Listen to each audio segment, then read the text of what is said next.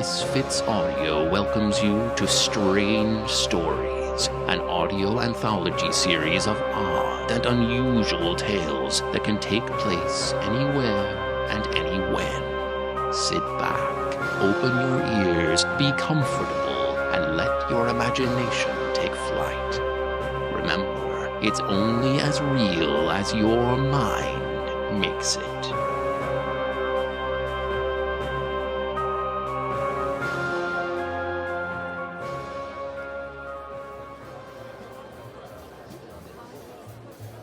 Have you ever visited Fitz's Bar and Grill in New York City? The owner, Sean Fitzgerald, is a big, amiable lug in his mid-50s who tends bar some afternoons. Though his body is showing signs of age, he still has a full head of curly white hair. He's lost a lot of his brogue, but it's noticeable sometimes, particularly when he's tired. He runs what he likes to call a respectable place. Fitz's is clean, pleasant, and friendly. Sean has a steady stream of regular patrons, and his shepherd's pie is not to be missed.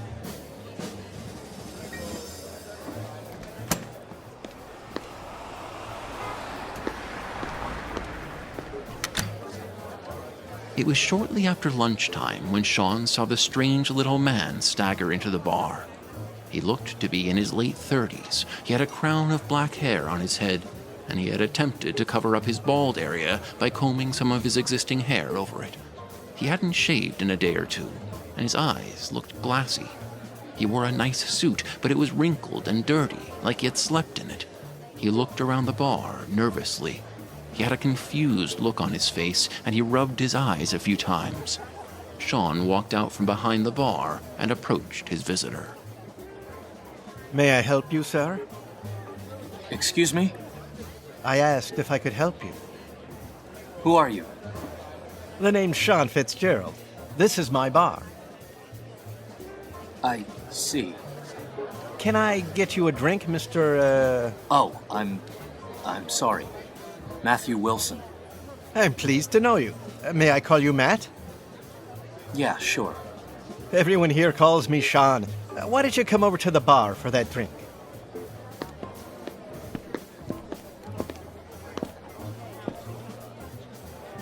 Thanks anyway, Sean, but I don't drink. Oh, how about a soda pop, then? Some water, maybe? Water would be good. Coming right up. There you are. One water. Thanks.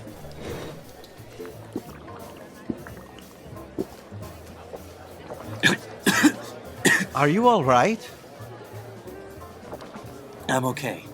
I was really thirsty. Would you like some more? We've got plenty of water. Please.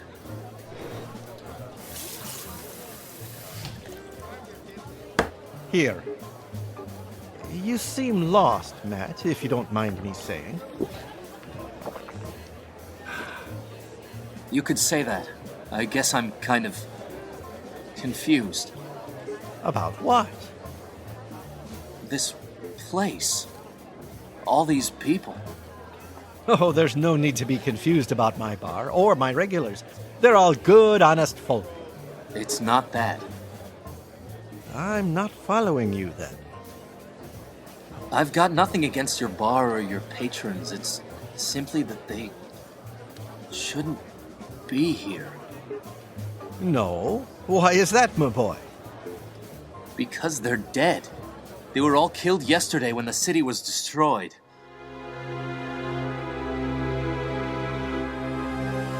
If you've ever been told a joke, and who hasn't, you've probably heard at least one that began with the line, "This guy walks into a bar." However, what's going on at Fitz's is no laughing matter.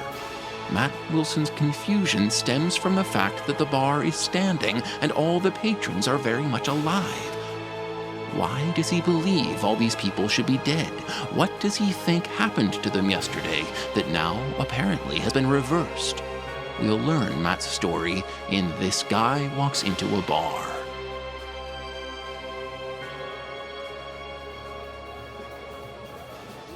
What is this you're saying? My customers aren't really alive? This is why I'm confused. The city was destroyed yesterday. Every person in it was killed, every building was leveled. I hate to disagree with any man, Matt. But this bar is real, solid. I inherited it from my pop, and I plan on leaving it to my son when I go to my reward. You can see my regulars eating, drinking, and talking. They're all very much alive. I can see that, but I know the city was destroyed. Well, the facts don't back up your story. I know what I saw. What happened? Terrorism? Some type of accident? What? The Althusians did it. The who? The Althusians. I don't believe I've ever heard of them. I'm not surprised. I never had either. They're an alien race that arrived on Earth yesterday. You don't say. You think I'm nuts, don't you? It's not my place to think that, my boy. Remember, judge not lest you be judged. I make it a habit to offer no opinion until I've heard all the facts in a case. So, continue. You were talking about the aliens. Right, the Althusians. They arrived here in more than a dozen huge ships. They parked over many of the major cities: New York, Washington, London, Paris. The ships blotted out the sun like an eclipse. Then the one called Mebla made the announcement. It came over every radio and TV speaker. People of Earth, my name is Mebla. I am the Praetor of the Althusian Empire. The ships you now see above your cities are but a tiny fraction of our space fleet. I warn you that each vessel is heavily armed. We can be a benevolent race. We have come here to inform you of our Empire's decision on the fate of your world. Beginning with this day, you will serve us. We are now the masters of your race. We will be taking over your planet. No dissension will be tolerated. We do not wish to cause any harm to our new world or to our servants.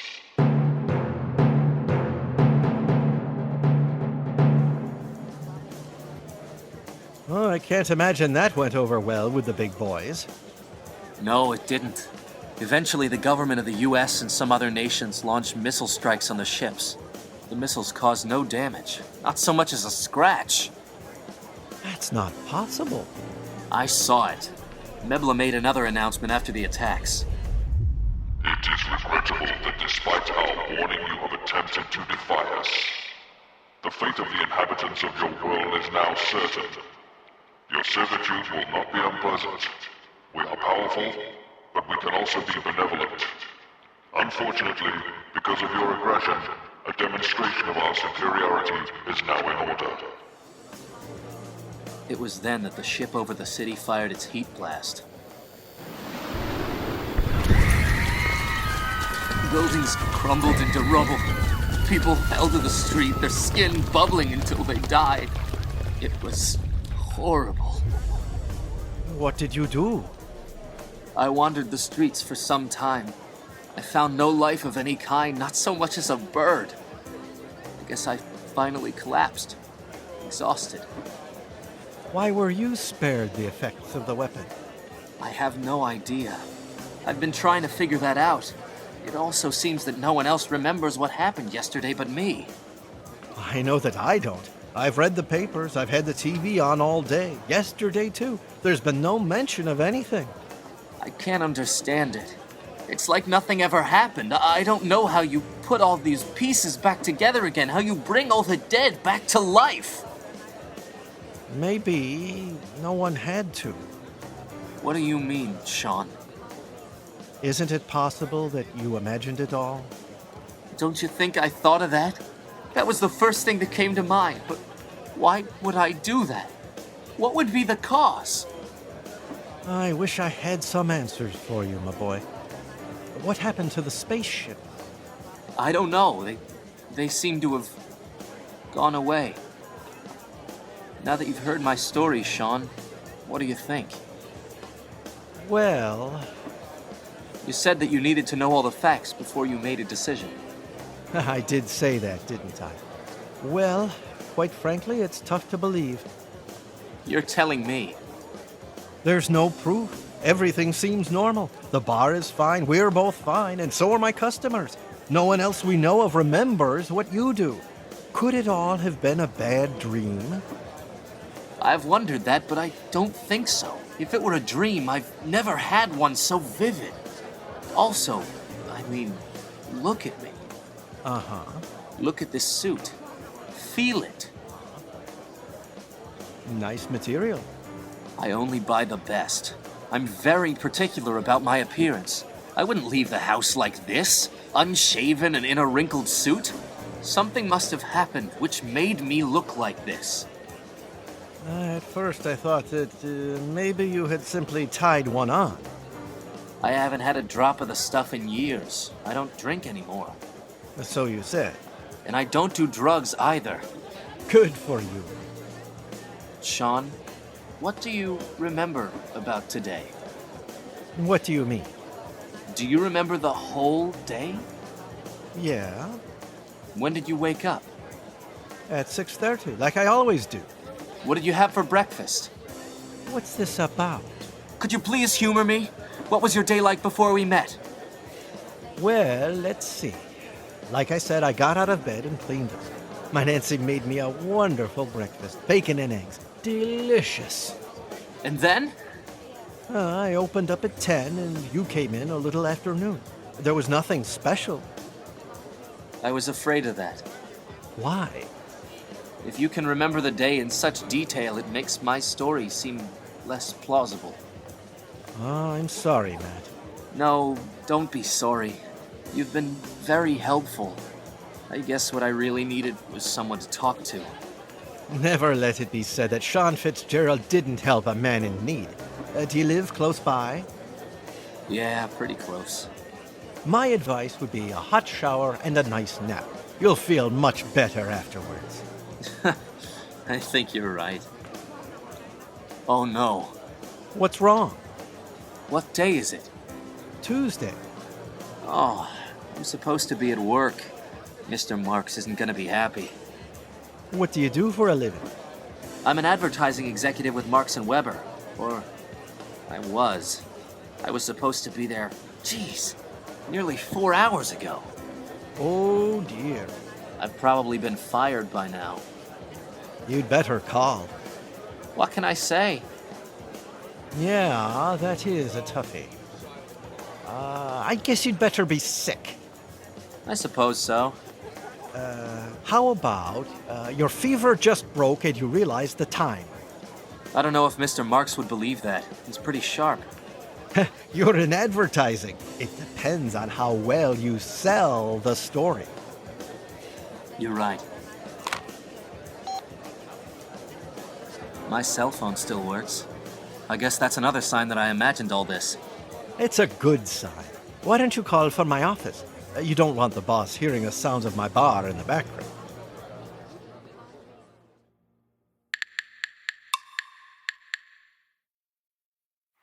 We were getting worried about you, Wilson.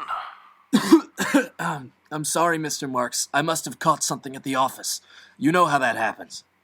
Bill Drake was ill last week. Maybe I got it from him, sir? I must have had a fever all night. I just woke up. I slept right through the alarm. I'm covered in sweat. No, that's too bad. I hope the bug is gone for good. I'm feeling better. I think I'm gonna take a quick shower and try to get some rest. Well, that's probably the best thing for you. I should be fine for tomorrow. I hope so. You do remember that we have that meeting with the people from Shaw's Suits at 10 o'clock? Don't worry, Mr. Marks. I haven't forgotten. My files are all set. I'll be there. Good, good. You know, we're counting on your savvy to take this account from Muir and Malloy. I'll do my absolute best, sir. I'll see you at the meeting, if not before. Feel better, Wilson. Thank you. I will. Goodbye, Mr. Marks. Well, He bought it. good for you. You were right. It all depends on how you sell it. I should have realized that after all my years in the business. I'm glad it worked. Now, you head home and get some rest. It'll do you a world of good. Thank you, Sean. For everything. You're welcome, my boy. Think nothing of it. Can I get you some chicken soup for later? My Nancy makes it from scratch. It'll be good for what ails you. Thank you. It sounds delicious.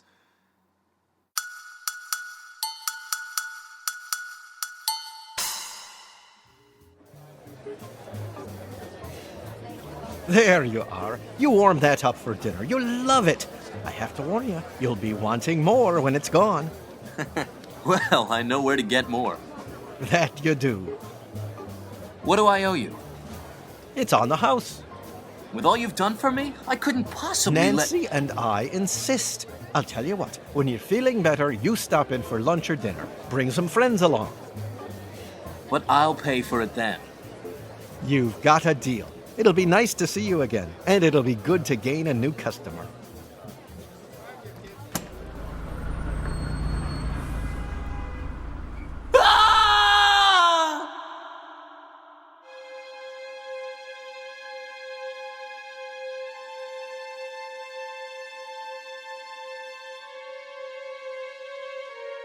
I let out a scream as I opened the door and saw the alien on the other side. Though I'd never seen one, I had only heard the announcement. It had to be an Althusian. The alien was very tall, probably 7 feet. It wore a long white robe that scraped the bar's floor. No limbs protruded from beneath the garment. The triangular head rested on a very short neck. The alien's head was covered by some sort of helmet, leaving only the face visible. 2 glowing triangular eyes, no nose, and a mouth curled back to show sharp fangs. In my fright, I dropped the soup to the floor.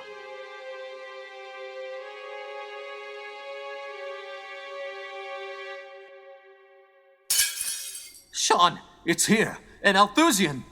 Sean! Sean! He's not moving. No one's moving. What have you done to them? They are unharmed. I have merely frozen them in time. They will be all right when I choose to release them. It's you, Mebla. I recognize your voice from the announcements. I am Mebla, Praetor of the Althusian Empire, and you are Matthew Wilson. You know me? We do. Then it all really happened. The ships, the buildings, everything? It happened. But everything is fine now, back to normal. How's that possible? Because we wished it. I mentioned our benevolence in my announcements to your race. We took away and we gave back. Such things are in our power. You can control life and death? With ease. Why was I spared? You were not. I wasn't? No. You died like everyone else. But I remember everything. I remember walking the ruined streets. I remember the people lying dead. That is because we resurrected you before anyone else. Why? We need your help. You need me? Yes. Do not attempt to run, Mr. Wilson. I can easily cause your death a second time. How do you know what I was thinking? The human mind is fairly easy to read. It is rather juvenile compared to the Althusian brain. Mind reading is mere child's play to us. Why do you need me? After our retaliation for your race's aggression, the Althusian Council decided that our show of force was too great a response for such a feeble attack. After all, your missiles were but a minor annoyance to us, much like a fly would be to you. The Council decided that we should return your world to the way it was. So your plans for Earth are off? Oh no, certainly not. We still intend on becoming the masters of your people. There's only one change. We will do it with your help. My help? Precisely. You expect me to help you conquer my entire planet and enslave everyone on it? You will help us. You're out of your mind reading minds. You are in advertising, are you not? I am? What's that got to do with... Such a concept is unique to your Earth. If we Althusians understand the term correctly, your business is to convince people what they should want, whether it truly is good or bad for them, correct? In a derogatory sense, yes. Then, beginning today, the Althusians are your client. Come again? You will, through whatever advertising means necessary, convince the people of Earth how good it would be for them to peacefully accept us as their masters. You've got to be kidding! Not at all. Even with all of our firepower, we wish to be benevolent. If one of your people must be killed, then there is one less servant available for an Althusian. How magnanimous of you. We would prefer to avoid bloodshed and not use our ship's weaponry again. But your ships are gone. They are exactly where they always were. We have simply made them invisible to human eyes and to the detecting devices of your scientists. Actually, in this bar, we are in the shadow of my ship. You can't really think that using advertising I'll be able to convince billions of people to willingly become your slaves. You will try. Why should I try? Because if you fail and we are met with aggression again, we will have no choice but to destroy the city and all its inhabitants permanently. You wouldn't. It only takes the push of a button. I've done it before, I will do it again if need be. What would your council say? They have decided that we should give your people the second chance. If you fail this time also, the council has voted to turn the matter over to me. I can't believe this. Such repeated death is unnecessary. If you fail to convince the people of Earth of our good intentions, and we are met with renewed aggression, the blood of all those people who could have led happy, productive lives as Althusian servants will be on your hands. No, I'm imagining this. No, this can't be happening. I assure you that it is. Do not fail your world and its people. This is your final chance. If it were up to me, you would not be getting this reprieve.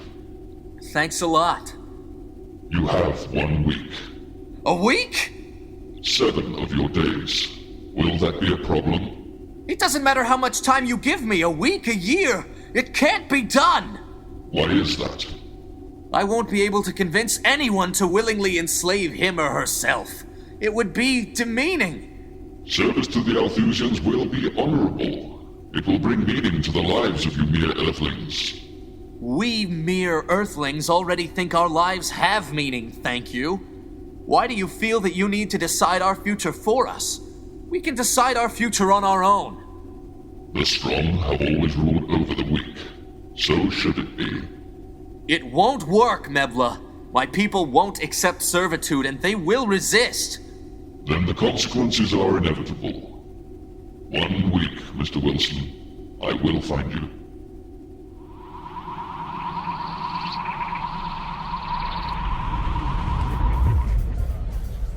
Mebla! Mebla, come back! Matt, quiet down. You're making a scene. You dropped your soup. I'll get you some more. Did you see it? See what? The Althusian! Mebla! It was here, right here in the doorway. It just disappeared. If you say so. You must have seen it! I didn't see anything. You opened the door, screamed, and dropped the soup. That's all. Now, let me clean that up and get you some more. Forget the soup.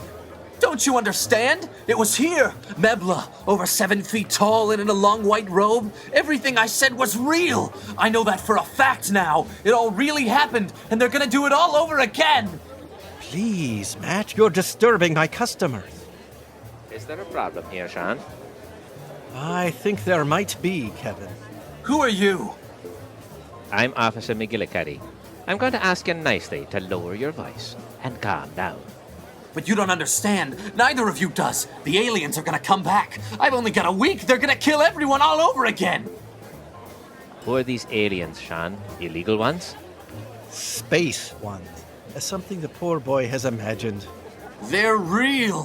One of them was here only a moment ago. Sure, Matt, sure.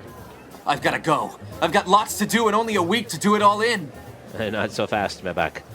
First, you calm yourself down and stop being a public nuisance. You get your hands off me! Calm down, Matt, please. That's it, sir. You're coming to the station with me. For what? Assaulting an officer of the law, drunk and disorderly. I'm not drunk! He's only had water here.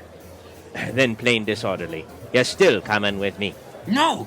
Stop! Sean! Help me! Tell him about the aliens! Matt, my boy.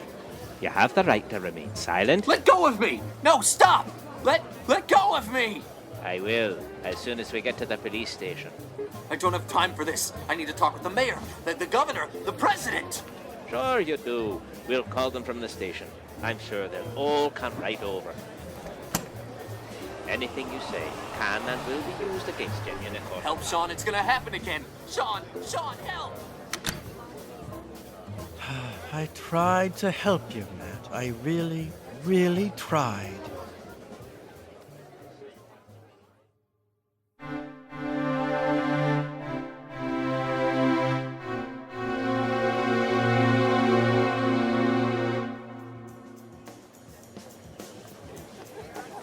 Pour me one, please, Sean. Kevin, good to see you again. It's nice to have a day off, believe me. Here you go. Many thanks. Say, I heard some news about that friend of yours today. Yeah, what friend would that be? The guy I removed from the bar. The one who kept saying that the aliens were coming. Oh, you mean Matt. That was the name? It's been a few days, hasn't it? What's up with him? He's been remanded into the care of a psychiatrist. Ah, I'm glad to hear it. I think that might be what the boy needs. They said they're going to try to treat him where he is. If need be, they'll take him to a psychiatric hospital. Have you heard anything about how he's doing now? Some of my mates tell me that he barely sleeps.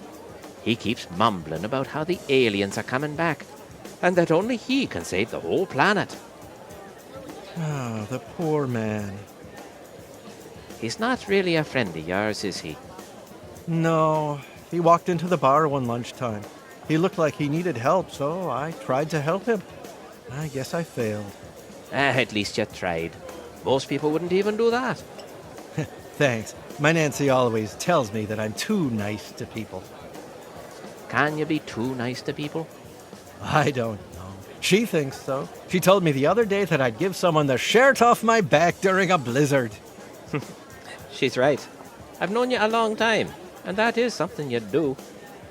Is that so wrong? Who knows? It's probably something you can't change. You're too set in your ways. You're right about that, Kevin. Can you do me a favor? Anything. You know that. Let me know how Matt's doing from time to time. I'll do that. I'm worried about him. He seems like too young of a guy to not be right in the head.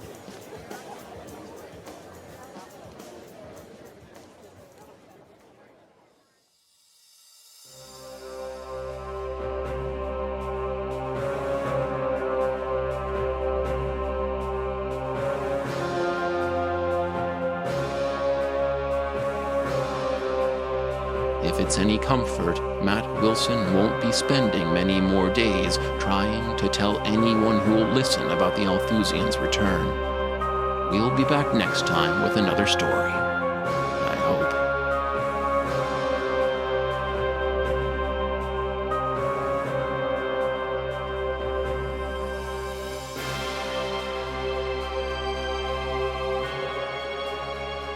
Our special thanks to the voices of Steve Anderson as the narrator, Sam HAFT as Matthew Wilson, Peter KATT as Sean Fitzgerald, Terry Cooper as Mebla, H. Keith Lyons as Mr. Marks, and Daniel WYSE as Officer Kevin MacGillicudy. This Guy Walks Into a Bar was written by Mike Murphy. Music for the series was composed and performed by William Krupczynski. Please visit his website at www.pureshift.com. Your producer was Katie Dehnart, assistant producer Mike Murphy, mixer Tasos Kostopoulos, script editor Arlene Osborne, webmaster April Sadowski, and art director Alexa Chipman. We would also like to thank Captain John Tatterzak of Misfits Audio for airing this show. Mike Murphy, the author of this story, gratefully acknowledges the continued help of Arlene Osborne in the betterment of his scripts. This production is for enjoyment purposes only. I'm your narrator, Steve Anderson. This is an original production by Misfits Audio, copyright 2011.